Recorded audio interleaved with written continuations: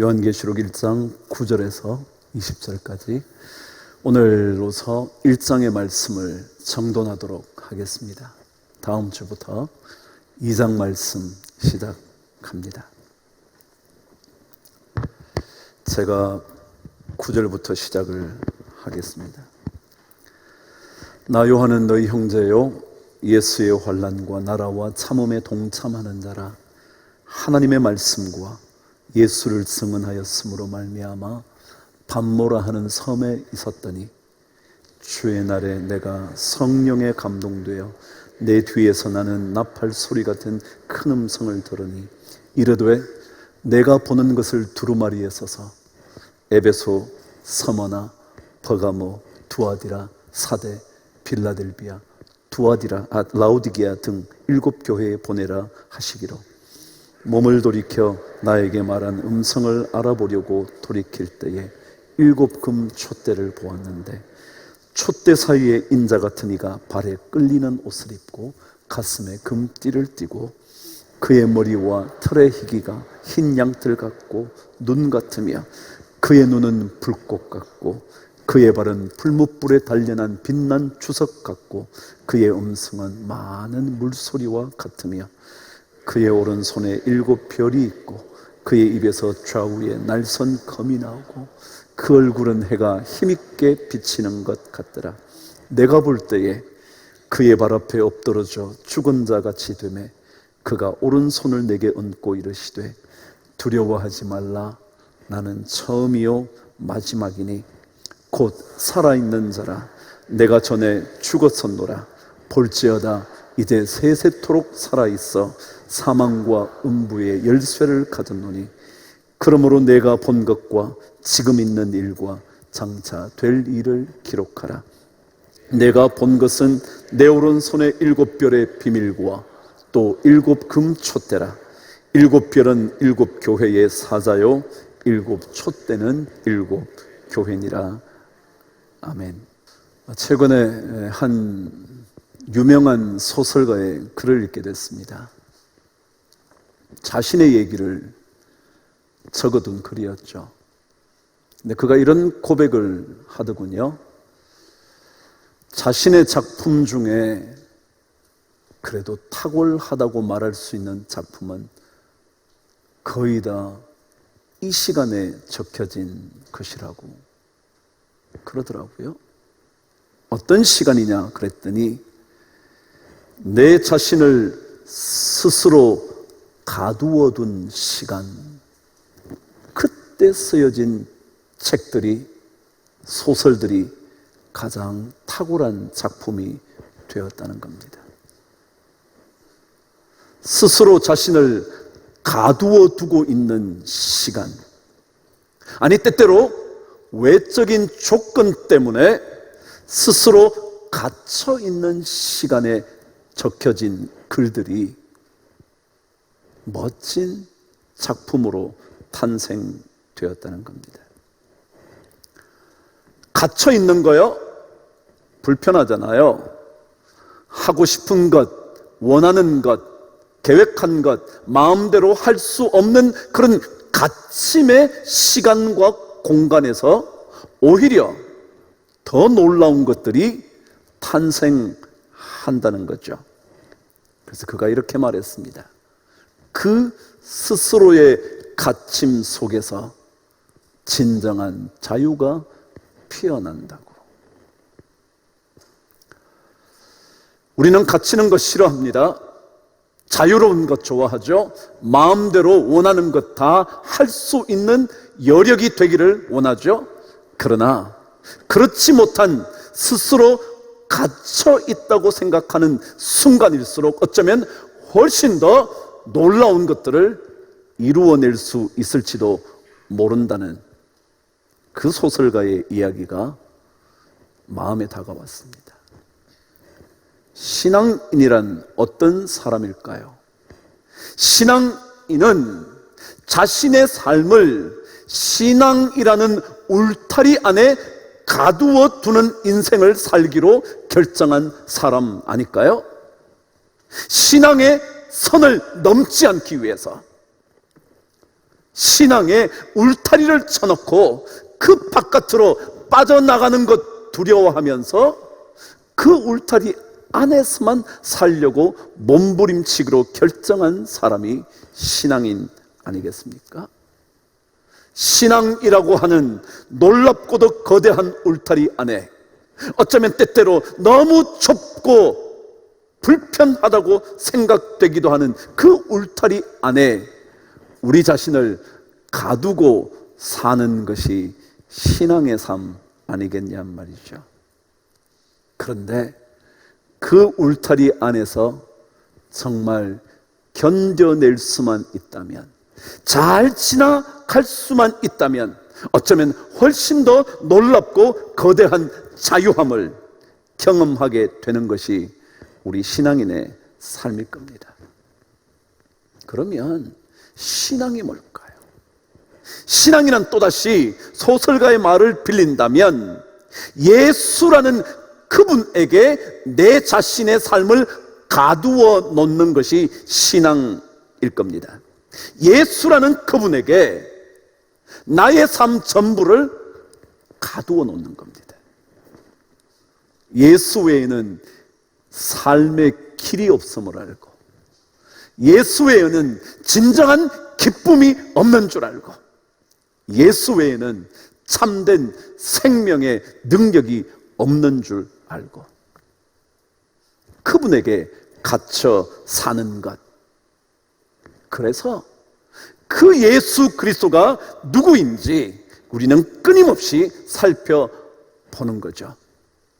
사도 요한은 요한계시록을 기록하면서 1장에서 지속적으로 반복하면서 예수는 어떤 분인지 세밀하게 우리에게 환상을 통하여 기록해 두고 있죠.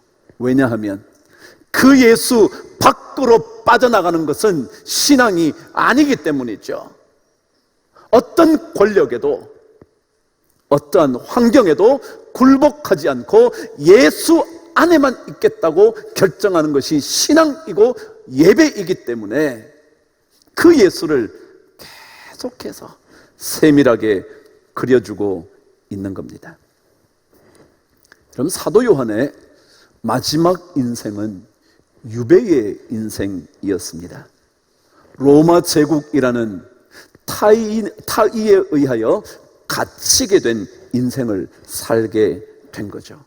근데 사실은 타의였지만 그는 예수 때문에 갇힌 인생을 살게 된 것 아닐까요? 예수 때문에, 예수님을 위해서 그는 갇히게 된 것 아니겠냔 말이죠. 사도 바울은 자기 자신의 인생을 성경을 통하여 계속 반복해서 한 내용 하나가 있습니다. 자신은 그리스도를 위하여 갇혀있는 인생이라고. 그리스도 때문에 주님 안에서 그분을 위하여 갇혀있는 인생을 살게 되었다고 말합니다. 그래서 빌레몬서 1장 1절은 정확하게 기록해 놓은 거죠. 예수 그리스도 예수를 위하여 갇힌 자 된 나 바울. 자신의 삶을 어떻게 표현하느냐면 예수 그리스도 그분을 위하여 갇혀있는 인생을 사는 사람이라고 그가 말한 겁니다. 사도 요한이 예수 때문에 밤모섬에 갇힌 것처럼 말이죠. 그런데 사도 요한은 이 유배의 상황에서 갇혀있는 삶에서 결코 놓치지 않고 붙들고 있는 게 하나 있었어요. 그게 오늘 10절에 기록되어 있습니다. 앞부분을 저와 함께 읽어 보시죠. 시작. 주의 날에 내가 성령에 감동되어 내 뒤에서 나는 나팔 소리 같은 큰 음성을 듣게 되었다 그랬어요. 밤매숨에 갇혔습니다. 유배된 거죠. 아예 세상의 삶과는 격리된 삶을 살기 시작했습니다. 그런데 오늘 성경은 이 환상을 보게 된 날이 언제인지를 이렇게 기록합니다. 주의 날에 그랬습니다. 주의 날 언제일까? 성경에는요, 주의 날을 심판의 날이라고 기록한 곳이 많습니다. 그래서 마지막 심판의 때를 주의 날이라고 기록을 합니다. 그런데 많은 신학자들이 여기에 등장한 주의 날은 바로 사도 요한이 늘 예배 드렸던 그날, 언제죠? 여러분과 제가 오늘 예배를 드리는 이날, 주의 날, 주일, 이날이라는 겁니다. 그래서 사도 요한이 끊임없이 계시록에서 예배를 강조하고 있었던 이유는 자기 스스로 예배 드리는 주님의 날, 주일을 거룩하게 지키고 있었다, 그 얘기라는 거죠. 사도 요한은 유배된 자리에서 주님의 날을 지키고 있었습니다. 사도 요한은 갇혀있는 인생에서 주님께 예배하는 주일을 거룩하게 지키고 있었습니다. 여러분 한번 생각해 보시죠. 여러분 환상을 보았다면 이렇게 기록할 법도 하지 않나요? 어느 날 주님께서 내게 환상 속에 나타나셨다, 그러는 것 아닌가요? 대개는요, 어느 날 말이죠. 어느 날. 근데 어느 날이라고 말하지 않고 주님의 날이 되면 사도 요한은 예배를 드리기 시작하는 겁니다. 주님의 날이 되면 갇혀있지만 주님께 예배하기를 포기하지 않습니다. 그 주님의 날에 하나님께서 성령으로 그에게 보여주시기 시작했다는 거죠. 그래요, 신앙인은 주님의 날을 지키는 사람입니다. 신앙인은 주님을 예배하는 주일을 놓치지 않는 사람입니다. 여러분과 제가 이 어려움 속에서도 예배가 환란의 전초인 것처럼 보여지는 이 시대 속에서도 우리는 계속 이 날을 지키는 겁니다. 주의 날을 놓치지 않는 거죠. 이 자리에서뿐만 아니라 가정에서든지 그 어떠한 장소에서든지 화면을 들여다보는 그 자리에서든지 그리스도 예수를 예배하는 주의 날을 잊지 않고 기억하는 그 인생, 그게 바로 여러분과 저일 것이고 사도 요한이었다는 거죠. 주님께서 언제인가 이런 말씀을 하신 적이 있었습니다. 마태복음 10장 32절은 기록합니다. 누구든지 사람 앞에서 나를 시인하면 나도 하늘에 계신 내 아버지 앞에서 그를 시인하겠다고.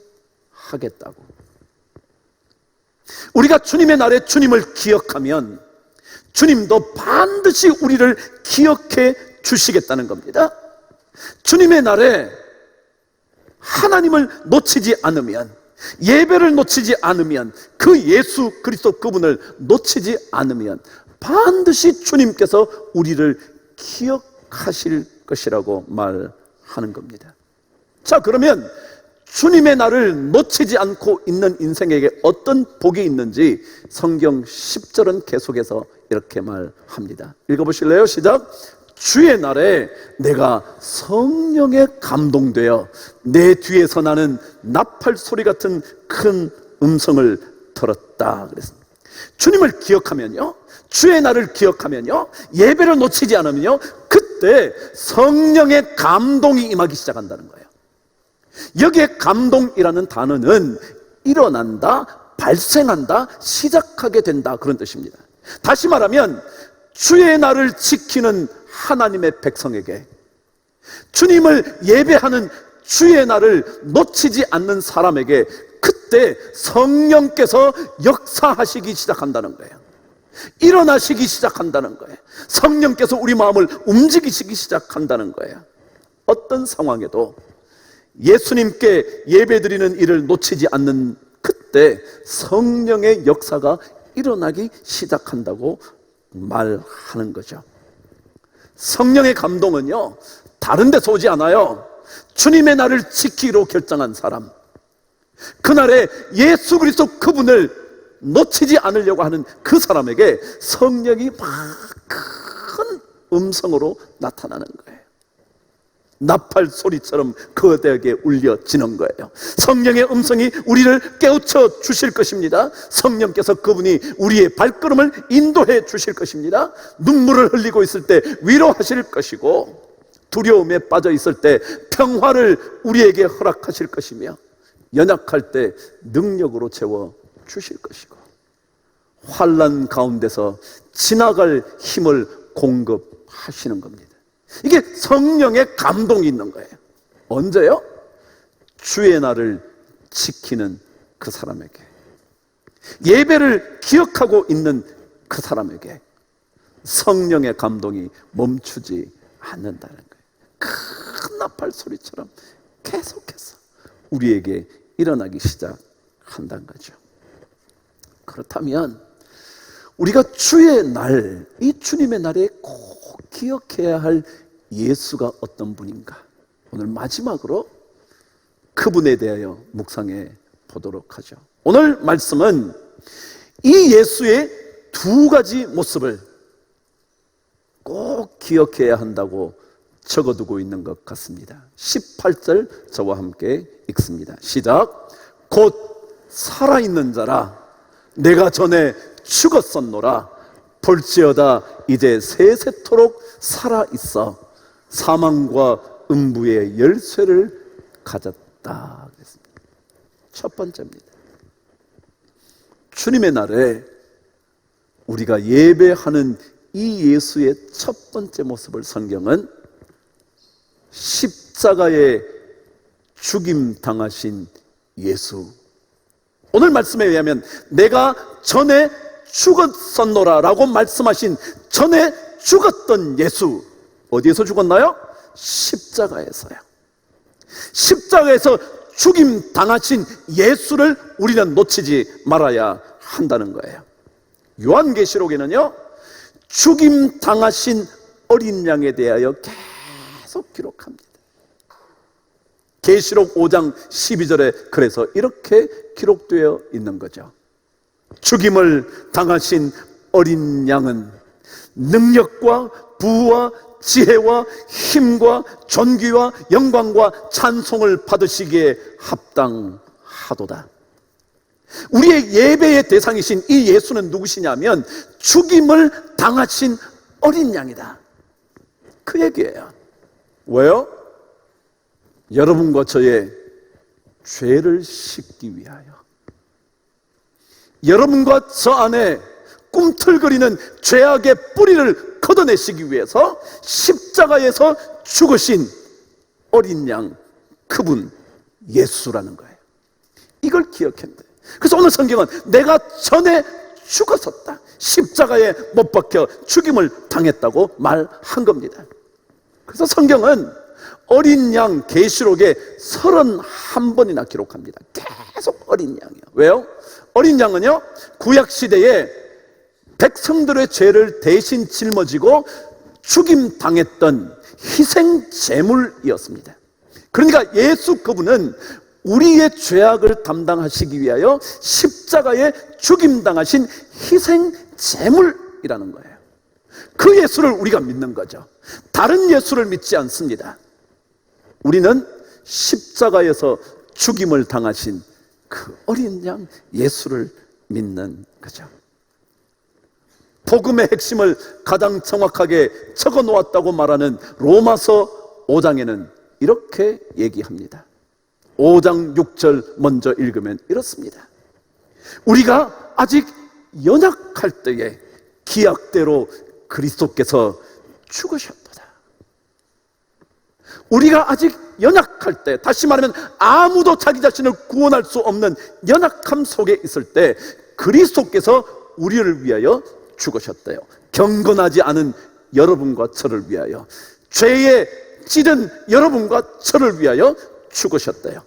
5장 8절 말씀은 여러분 잘 기억하지 않습니까? 우리가 아직 죄인 되었을 때에 그리스도께서 우리를 위하여 죽으심으로.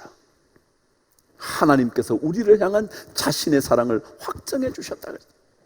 우리가 연약할 때에, 우리가 죄인 되었을 때 5장 10절은 또 이렇게 기록합니다. 곧 우리가 원수 되었을 때에 그의 아들의 죽으심으로 말미암아 구원을 얻게 됐다. 이 예수는 누구냐 하면 십자가에 달리셔서 여러분과 저를 건져주신, 십자가에서 모든 죄를 사하여 주신 그분이 바로 우리의 예배의 대상이라는 거죠. 구약의 6월절 어린 양은 바로 십자가에 죽임당하신 예수입니다. 어느 누구도 예수 그리스도를 통하지 않고는 죄를 씻을 수가 없습니다. 그래서 이 구원은 십자가에 죽임당하신 어린 양 예수 외에는 길이 없다는 거예요. 그래서 여러분 252장 찬양을 여러분들이 불러보신 적 있잖아요. 나의 죄를 씻기는 뭐라고요? 십자가 죽임당하신 예수의 피밖에 없다. 여러분과 제가 또다시 죄를 범할 때 그 죄를 다시 정하게 하는 그것도 예수 외에는 없다. 우리 찬송 한번 부르시죠. 이 찬송을 부르시면서 우리가 예배하는 예수는 십자가에서 피 흘리신 그 예수, 십자가에서 죽임당하신 어린 양, 나의 죄를 씻기는 예수의 피밖에요.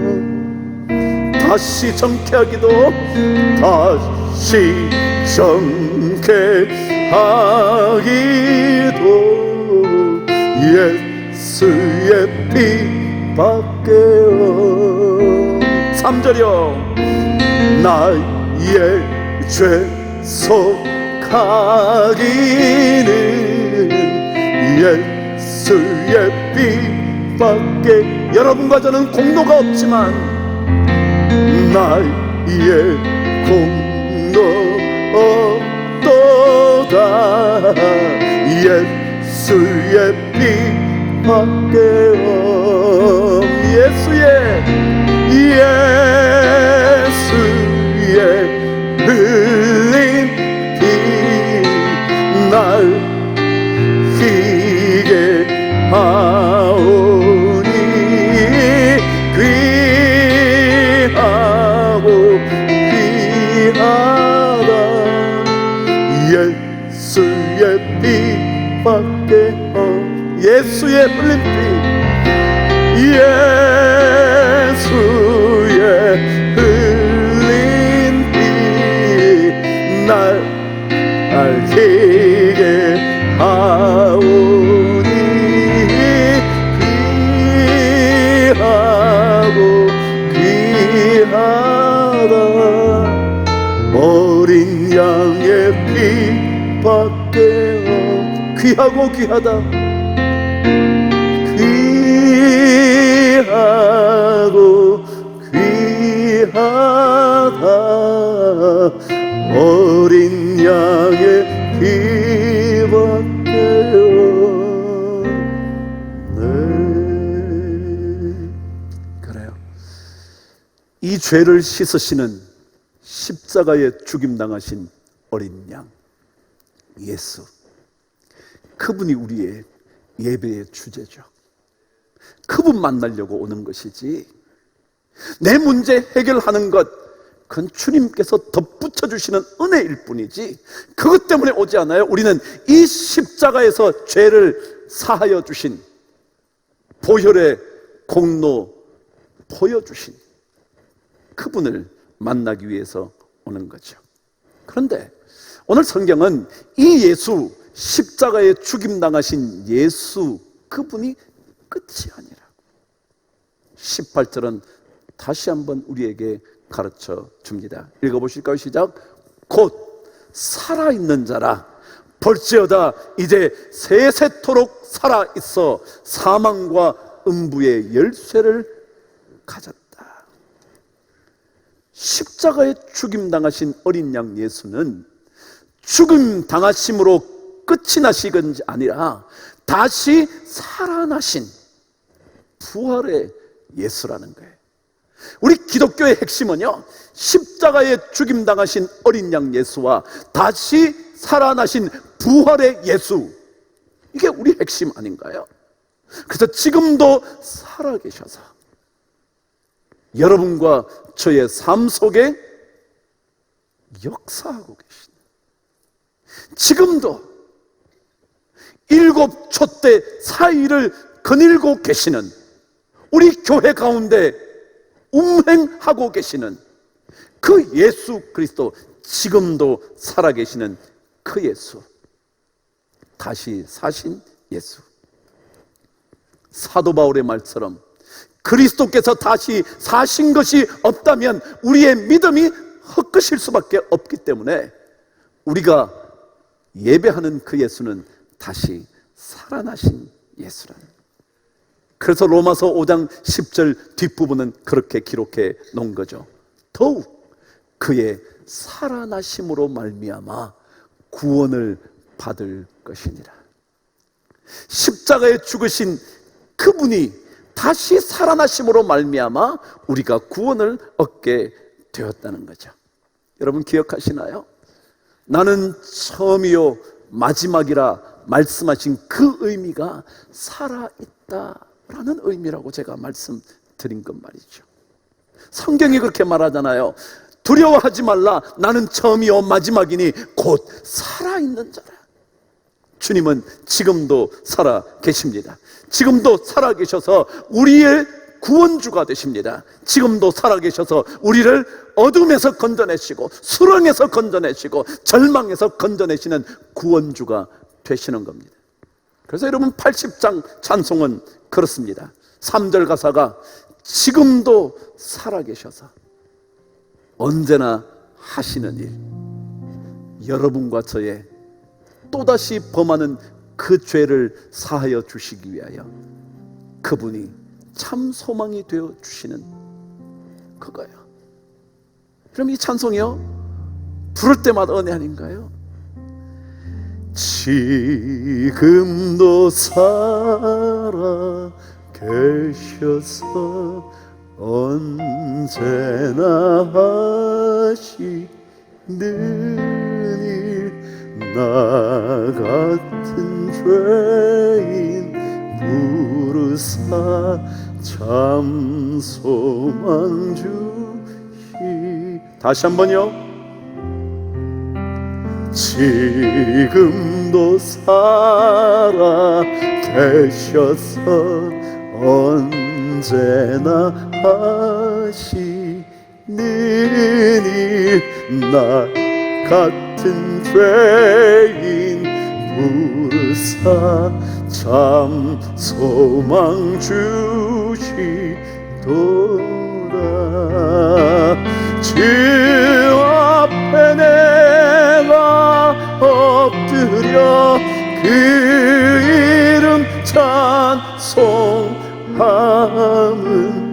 내 귀에 들린 말씀 중 귀하신 이름, 귀하신 이름, 귀하신 이름 예수. 우리 예수 믿는 거잖아요. 지금도 살아계시는 부활의 예수가 우리 예배의 핵심이잖아요. 지금도 살아계셔서 사망과 음부의 문을 열어젖힐 수 있는 그 예수가 우리 예배의 주제이잖아요. 그래서 시편 23편 4절은 이렇게 기록했죠. 내가 사망의 음침한 골짜기로 다닐지라도 해를 두려워하지 않을 것은, 뭐라고요? 이 살아계신 예수께서 여러분과 저와 함께 하십니다. 그거죠. 사망과 음부의 골짜기를 지날 수 있도록 능력을 주시는 분은 지금도 살아계시는 그 예수, 십자가에서 죽임당하신 어린 양 예수입니다. 그 예수 신앙으로 나를 가두어 두기 시작한다면, 그래서 어떤 상황에서도 그 예수를 놓치지 않는다면, 그 어떤 상황에서도 주의 날을 기억하고 있다면, 살아 계시는 그 예수 그리스도가 여러분과 저의 모든 상황에서 건져주시는 구원주가 될 줄 믿습니다. 이 은혜, 저는 예배를 통하여 꼭 경험할 수 있게 되기를 축복합니다. 화면에 계신 우리 모든 성도님들 마찬가지죠. 그 자리에서 돌단을 쌓았던 야곱처럼 주님을 예배하기 시작하신다면 반드시 성령의 감동이 그 자리에 역사하게 될 줄 저는 확신합니다. 그 복 우리 함께 기대해 보시기를 바랍니다. 기도하겠습니다. 하나님 아버지,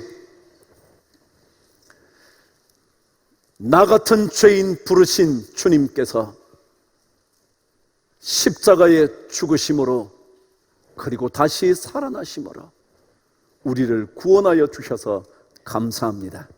이 예수 꼭 붙잡고 사는, 놓치지 않고 사는, 주의 날을 결코 잊지 않는 우리 모든 성도들 되도록 인도하여 주시옵소서.